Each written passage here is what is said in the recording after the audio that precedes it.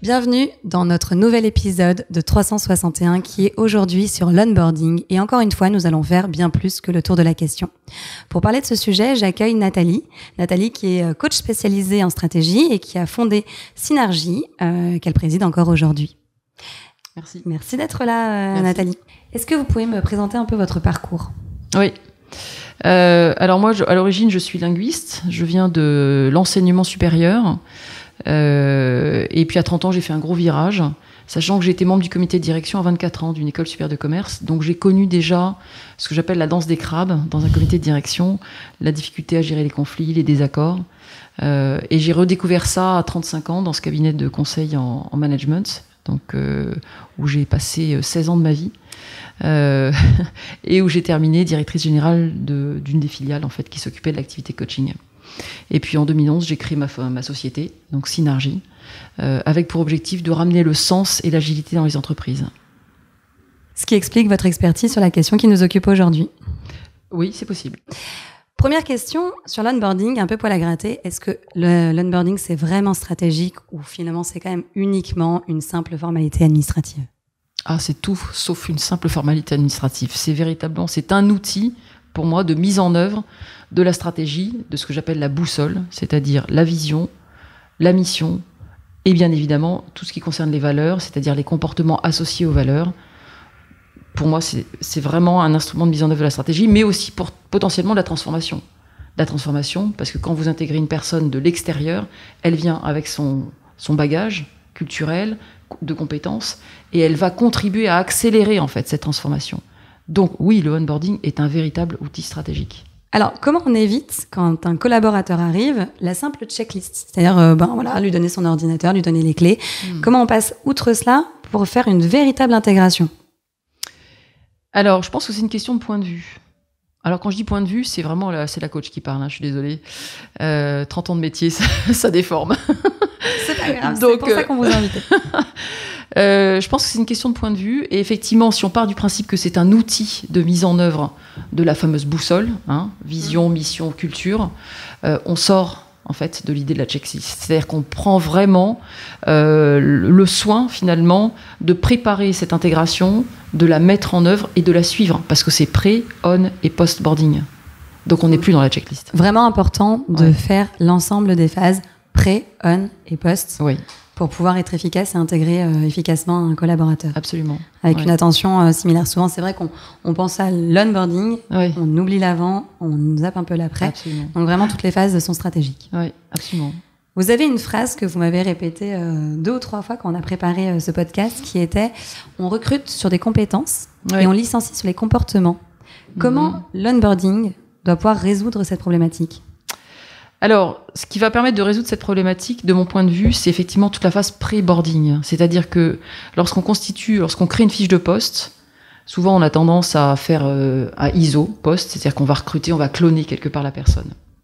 Et malheureusement, lorsque l'on ne va pas jusqu'au bout finalement de ce que c'est que le poste, de l'environnement du poste, de la culture de l'entreprise, de qu'est-ce que ce poste va compte tenu du moment où on se trouve, au moment où on va recruter, qu'est-ce qu'il va permettre finalement de mettre en œuvre au niveau de la stratégie. À partir de ce moment-là, effectivement, on va se dire, il y a un certain nombre de comportements. On coordonne, on parle. Une organisation, c'est une somme de relations. Et c'est une façon de se comporter dans l'organisation qui tient de la culture de l'entreprise. Donc effectivement, si on ne tient pas compte des soft skills, vous allez beau avoir des super compétences, une super expérience. Si vous ne savez pas comment vous exprimer dans l'entreprise, l'entreprise va vous rejeter en fait. C'est pour moi plus de 80% des éléments de réussite d'un collaborateur en entreprise. Ce pré-boarding. Ouais. Pré-boarding et bien évidemment jusqu'aux soft skills. C'est-à-dire qu'est-ce que ce poste recouvre en termes de comportement. Qui sont de plus en plus importantes, puisqu'on le voit effectivement, aujourd'hui on parle beaucoup de l'importance des soft skills, que ce soit dans l'onboarding, mais effectivement dans le parcours collaborateur. Absolument. Vous avez une autre image aussi qui est intéressante, c'est l'image de la greffe. Souvent, l'onboarding, c'est comme une greffe. Quelles sont les erreurs qu'il faut éviter pour que la greffe puisse prendre ? Alors, les erreurs à éviter, c'est justement de ne pas préparer le terrain d'accueil. Imaginez que vous transplantez un cœur, imaginez que vous transplantez, un poumon. Si vous ne préparez pas le corps à cet effort, parce qu'on parle bien d'effort, des collaborateurs qui vont recevoir un nouveau collaborateur, un nouveau collègue, eux aussi vont devoir s'adapter. C'est systémique. Donc si on ne prépare pas, ne serait-ce que par les attentes, qu'est-ce que vous attendez de ce nouveau collaborateur dans son poste, parce que les gens autour du poste ont évolué, eux aussi. Si on remplace le poste ou si on crée le poste, il va falloir intégrer en fait toute cette dimension-là.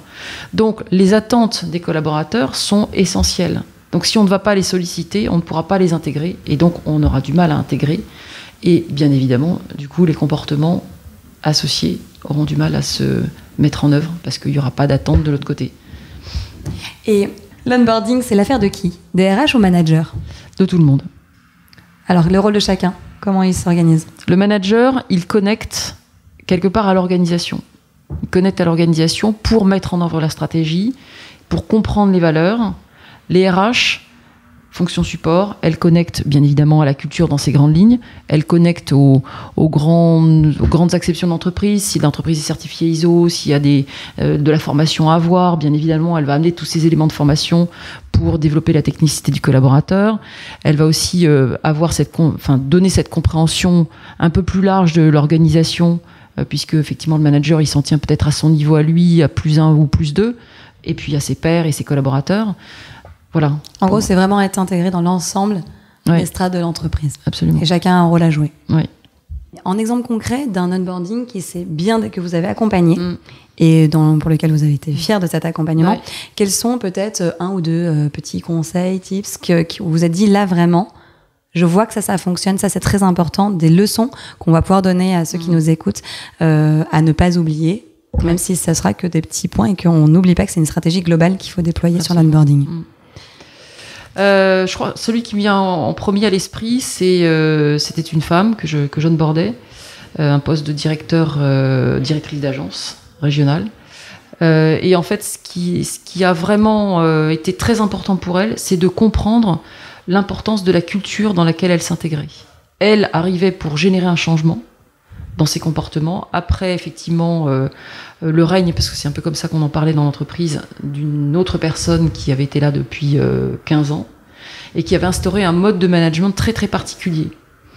Et en fait, comme c'est une très vieille entreprise, il y a un certain nombre de couches culturelles en fait. Et lorsqu'une personne finalement imprime très fortement une culture, elle reste comme une espèce de fantôme. Et donc il y a des comportements qui restent. Parce qu'on crée des habitudes. Des automatismes. On crée des automatismes. Et en fait, faire avec ces automatismes, tout en ajoutant sa couche personnelle, c'était très important pour elle de comprendre que ce qui était fait en face de ce qu'elle souhaitait et qui tenait des comportements réflexes, qui avaient été acquis durant des années par les collaborateurs, qui avaient beaucoup d'ancienneté, finalement, c'était pas contre elle, c'était tout simplement une émanescence de ce que ces gens-là avaient vécu pendant 15 ans. Bien sûr, voilà. Donc un changement, ça se conduit tranquillement. Comprendre tout cela, effectivement, voilà. Et l'importance de voir, il y a l'importance des compétences, mais cette acculturation du terrain, où on va du corps dans lequel on vient d'arriver. C'est exactement ça. En conclusion, peut-être aborder l'IA. Ah oui, alors l'IA. Tout le monde tout le monde en parle. C'est le nombre de mails que je reçois sur l'IA. Est-ce que l'onboarding va être impacté par l'IA ? Oui, très clairement. Je pense que c'est une vraie opportunité pour les soft skills. C'est-à-dire que l'IA va absorber les compétences, elle va diminuer la charge, quelque part, des collaborateurs en termes de tâches, de technicité. Donc, qu'est-ce qu'on va retrouver ? L'humain et sa capacité à entrer en relation, à coordonner, à digérer aussi, à synthétiser tout ce que l'IA lui apporte, en fait. Et donc, c'est la communication, c'est la coordination, quelque part, j'ai envie de dire, c'est l'atmosphère que l'on va vivre ensemble, c'est l'expérience, c'est l'attachement à l'entreprise aussi qui va prendre de l'ampleur. Et je pense qu'effectivement, tout ça, ça tient des soft skills, ça tient de la manière de vivre ensemble. Donc le vivre ensemble va reprendre quelque part toutes ces lettres de noblesse. Je trouve que c'est une très belle conclusion.